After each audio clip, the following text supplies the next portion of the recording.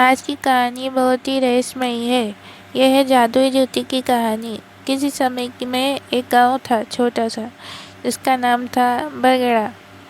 इस गांव के लोग बेहद मेहनती और सादगी पसंद थे।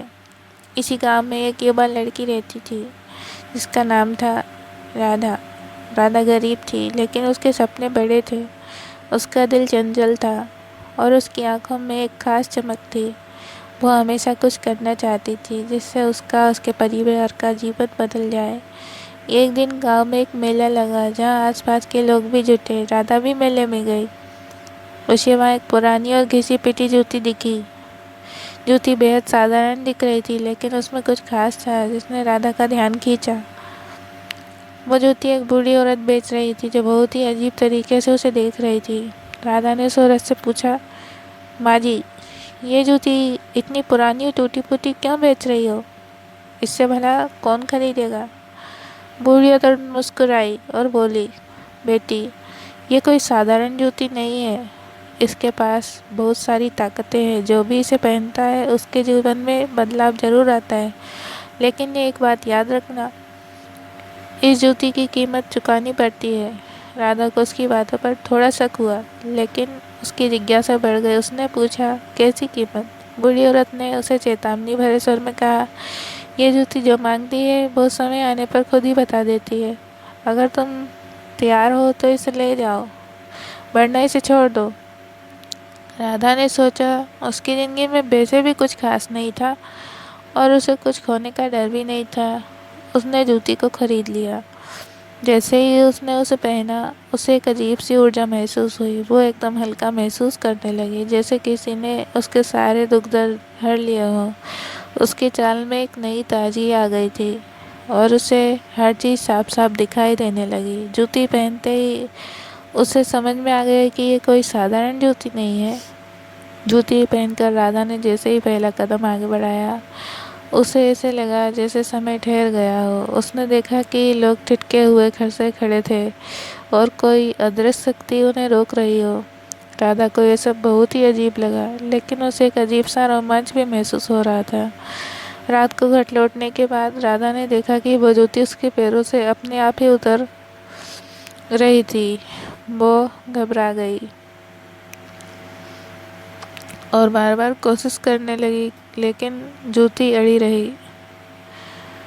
अब राधा को बूढ़ी औरत की बात याद आई कि जूती एक अजीब असर है जूती का, और इसकी कीमत चुकानी पड़ती है। धीरे धीरे उसे जूती की ताकतें समझ में आने लगी।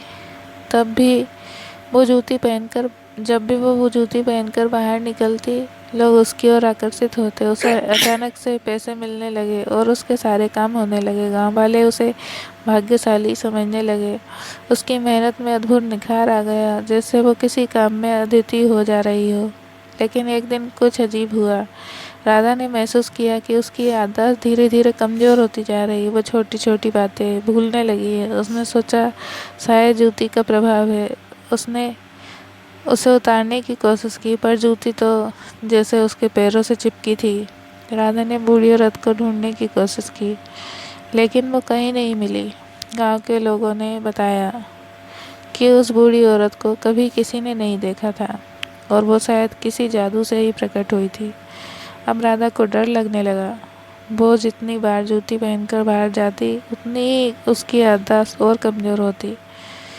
वो अपने परिवार के चेहरों को भी भूलने लगी। उसके दोस्त परिजन उससे डरने लगे, क्योंकि उसका बर्ताव अजीब हो गया था। एक रात जब राधा सो रही थी, उसने एक सपना देखा।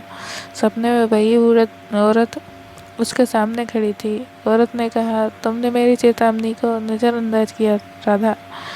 इस जूती की ताकतें तुम्हारे जीवन को बदल सकती है, लेकिन इसके साथ कीमत भी चुकानी पड़ती है। अब तुम्हें इसकी कीमत चुकानी होगी। राधा ने गिड़गिड़ा कर कहा, मुझे माफ़ कर दो माँ जी, मैं इस जूती से छुटकारा पाना चाहती हूँ। मेरी याददाश्त वापस कर दो। बूढ़ी औरत मुस्कुराई बोली, जूती तुम्हारी आत्मा का हिस्सा बन चुकी है। इसे छोड़ने का केवल एक ही तरीका है, तुम में से किसी को दान कर दो।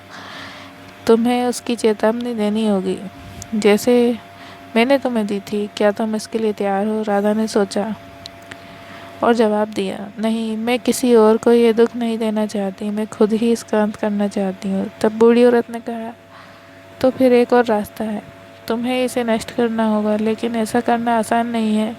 इस जूती की शक्तियों के साथ इसका अभिशाप भी है। यदि इसे नष्ट करने का प्रयास किया तो तुम्हारे साथ कोई भी बलिदान होना पड़ेगा। राधा ने ठान लिया कि वो बलिदान देने को तैयार है। अगली सुबह वो जूती को लेकर गांव के बाहरी हिस्से में गई, जहाँ एक पुराना और जर्जर मंदिर था। उसने मंदिर में प्रार्थना की और जूती को जलाने की कोशिश की। जैसे ही जूती में आग लगी, उसके चारों ओर एक अद्भुत रोशनी फैली और हवा में एक गूंज सुनाई दी। राधा के कानों में वो बूढ़ी औरत की आवाज़ गूंजने लगी, तुम्हारा साहस महान है राधा। तुमने जूती की शक्ति को त्यागने का साहस किया, जो बहुत कम लोग कर पाते हैं। अब तुम्हारी आदर्श लौट आएगी और तुम्हारे जीवन का यह अध्याय समाप्त हो जाएगा। राधा ने देखा कि जैसे ही जूती राख में तब्दील हुई, उसकी यादें धीरे धीरे वापस आ रही थी।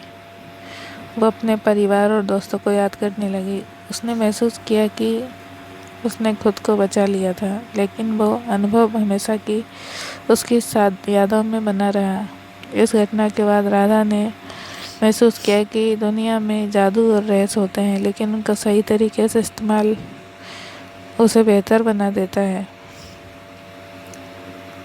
ऐसी और कहानियाँ सुनने के लिए चैनल सब्सक्राइब करें, वीडियो को लाइक करें।